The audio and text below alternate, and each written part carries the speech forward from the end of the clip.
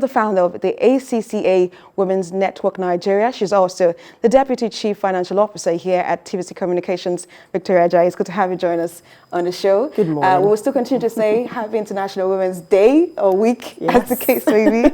Okay, so let's get into this discussion. Of course, I understand that at a point we started making progress. For instance, we've seen women like, of course, Okonjo Iweala, Chimamanda, come up to do great things in different fields. We seem to be shattering that glass ceiling. But from your own perspective, do you see gender equality or the messages that have been up for years, for decades now, paying off? Well, yeah, I do see it paying off. And I think, yes, we have a long way to go. We have been doing a lot more in recent years because there's more enlightenment. People are getting to learn more of these inequalities.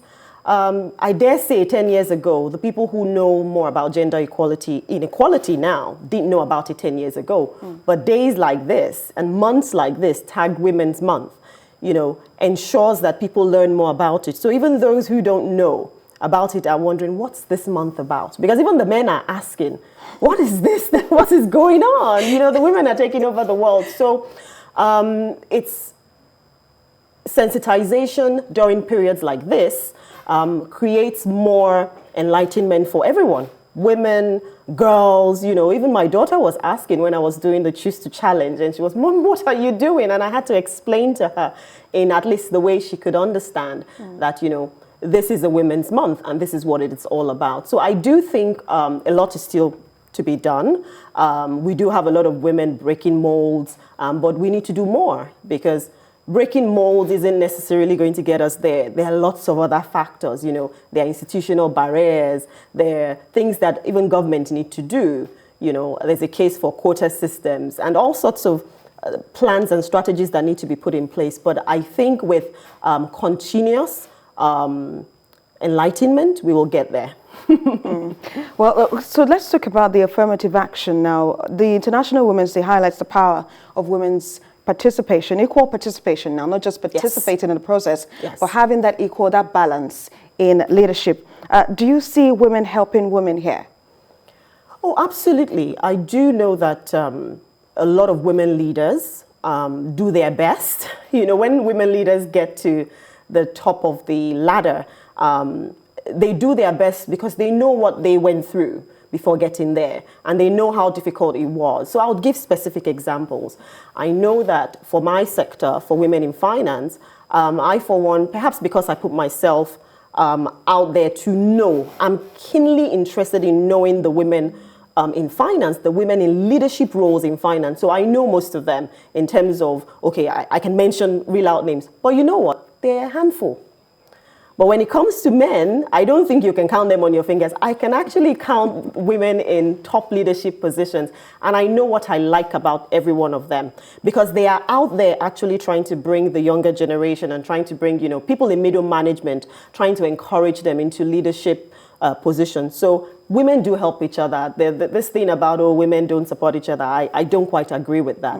And those who want to be helped or want to be mentored will go out and seek those opportunities as well. It won't come to you in your household. So I do think, yes. And lots of initiatives are out there. Things like WIMBIZ, Whisker, women in, so there are lots of opportunities out there for people to learn and really to be coached in terms of those who aspire for leadership positions. And taking the opportunities when you see them. Absolutely. So talking about why is it that we have just a handful of women in leadership positions, is it because they are, quote unquote, the weaker vessel?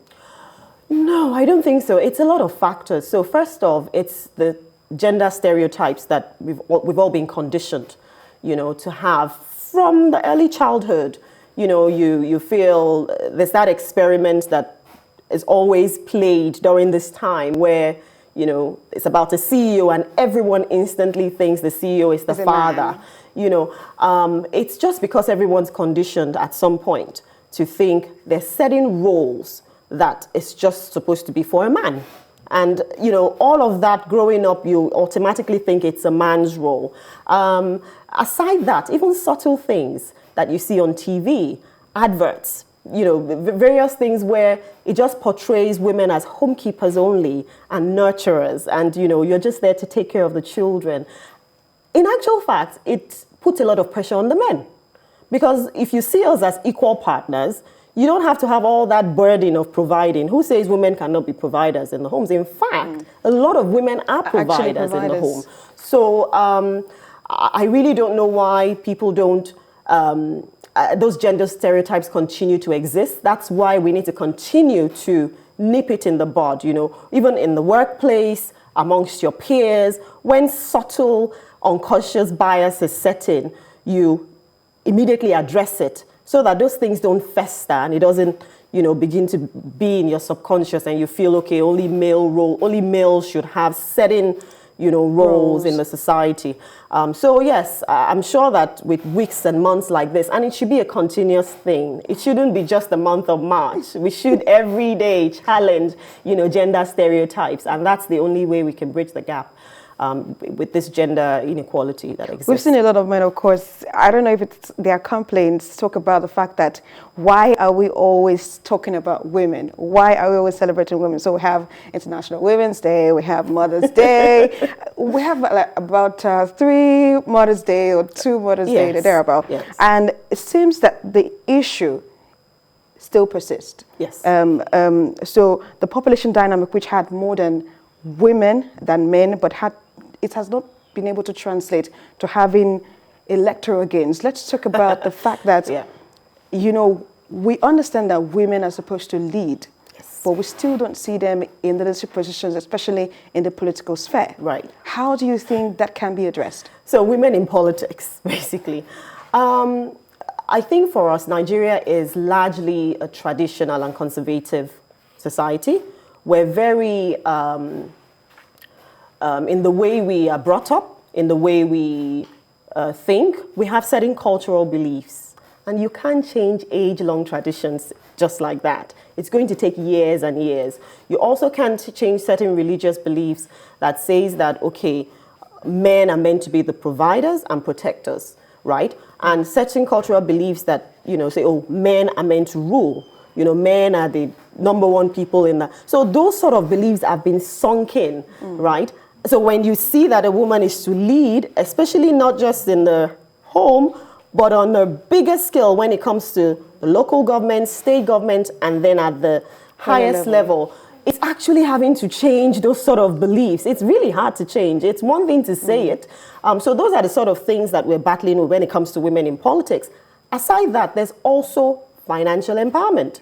Right? Very important. How do you get into those positions if you don't have the financial backing, right? So yes, we may have lots of women, but some women don't even know the purpose. They're not educated enough to know why women should be in these positions. They don't know that, look, we're equals. If people know that we're equals from childhood, if you teach a female child self-confidence, if you teach a female child, look, self-respect, financial literacy from an early age, and you teach a male child how to respect other women and that you are equal with a female child, then from earlier on, there's no disparity. Do you see? So some of these things help address the issue at that level. And then it's a matter of, will people support? When a woman Very is interesting. there. Of course, we all need that support. Yes. I'm afraid we might have to end the conversation here. Of course, the conversation continues. I choose to challenge as women. Of course, founder of ACCA Women's Network Nigeria and Deputy Chief Financial Officer, TVC Communications. Thank you so much for joining us on TVC News.